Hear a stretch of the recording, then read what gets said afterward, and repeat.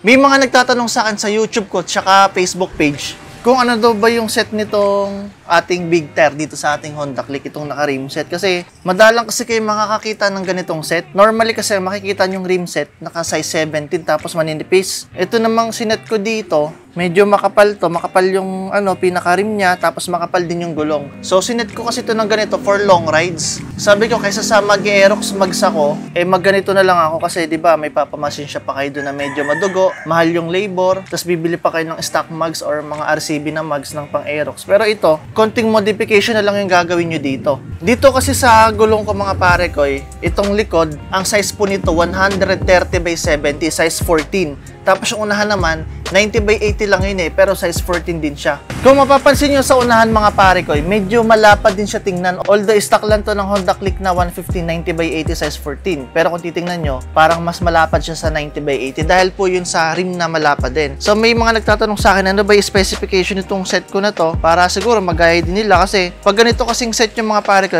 mas less yung modification dito. Unlike dun sa mga Aerox mags, marami pa kayong ipapamachine shop doon, unahan tsaka likuran. Pero dito, konti lang. Actually, ito nga unahan na to, wala naman ako pinamachine shop dito. Ang may pinamachine shop lang ako dito, itong pinakalikod niya. Mag-umpisa muna tayo sa hub. Ang ginamit ko na hub dito, yung unahan, pang Honda Click 150 talaga or 125. Para dito, plug and play na lang yung hub natin, wala lang tayong babaguhin. Pero dito sa likod, ng ginamit ko po dito na hub, pang PCX 160. Pero kasi dito hindi pa siya plug and play. May mga gagawin pa kayong modification na ipapamachine siya. Pero, bali medyo may babawasan lang kayo dun sa may kabitan ng disc brake. Kasi ang gamit kong swing arm dito, pang PCX 150 na pang Vietnam. Yung PCX 150 kasi natin dito, walang kabitan ng disc brake. Kasi kung makikita nyo, naka-disc brake na tayo niyan. Pag hindi kasi natin tinabasan itong pinaka-hub niya, tumatama yung kabitan ng disc brake dun sa may pinaka-swing arm natin. Kaya kailangan natin mag-modify dun. Tapos yung ginamit ko dito na disc brake mga pare ko, pang PCX 160 na din. Yung caliper natin, pang PCX 160 din. Tapos yung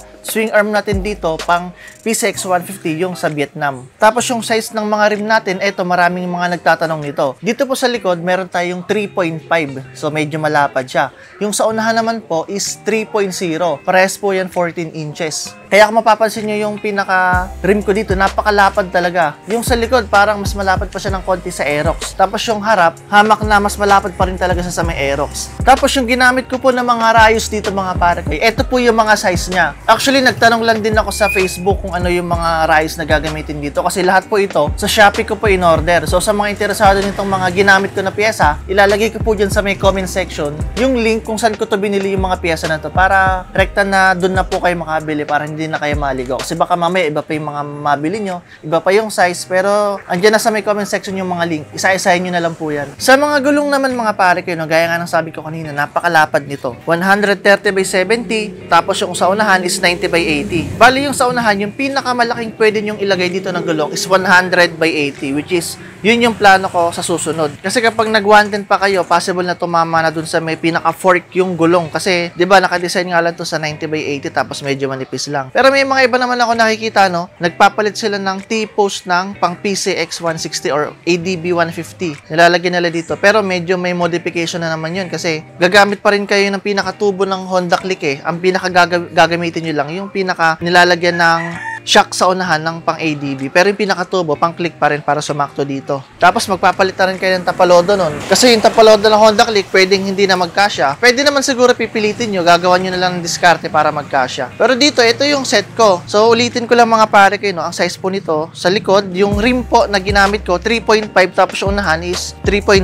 Pwede naman kayo gumamit ng dito sa unahan ng mga 2.5, malapad pa rin naman tingnan. Pero para sa akin mas gwapo itong 3.0. Bali, yung gamit ko pala na gulong dito, sa unahan, naka-quick tire po tayo. Yung sa likod naman po is naka-B-rubber. Ito kasing B-rubber na to, ito lang yung nakita kong size na merong 130 by 70. Yung 140 kasi, hindi ko pa na-try pero baka kasi may tamaan dito na malala. Kaya hindi ko muna siya tinry. Tinry ko muna itong 130. Pero soon, baka mag 140 by 70 na rin tayo. Kasi bala ko to i-center monoshock yung aking Honda Click. Yung dito nakakabit yung shock.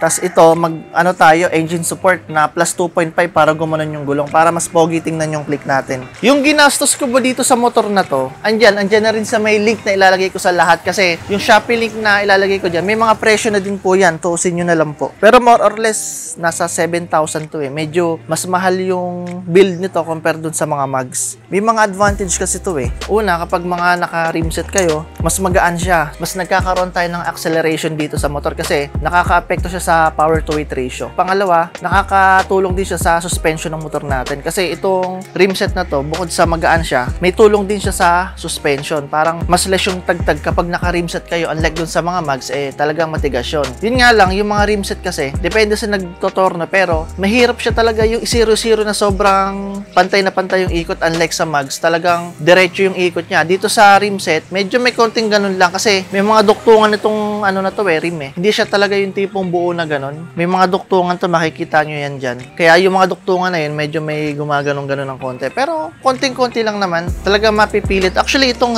likod na to, ako na rin nag-assemble nito eh. Kaya, ayun, okay din naman. Tapos, I highly suggest na yung ikabit nyo ng mga rice dito, yung stainless na or yung chrome-plated para hindi kinakalawang. Kasi itong unahan ko mga pare kayo, makikita nyo, medyo kinakalawang na siya dito. So, pangat siya tingnan. Unlike dun sa likod ko, naka-chrome-plated yon, maganda pa rin siya tingnan kahit matagal na siya, lilinisin nyo lang, parang bago na ulit. Pero dito kinakalawang. So, yun yung, piliin nyo na rayos yung chrome-plated or yung mga gold, pwede rin para mas maporma. So, yun lang mga pare, kinuulitin ko lang po sa mga interesado nito. Yung link po, andyan po sa may mga unang comment, ilalagay ko po dyan para hindi na kayo maligaw kung saan nyo bibilin yung mga piyesa na bibilin nyo kung gusto nyo mag-build ng ganitong gulong sa mga Honda Click nyo.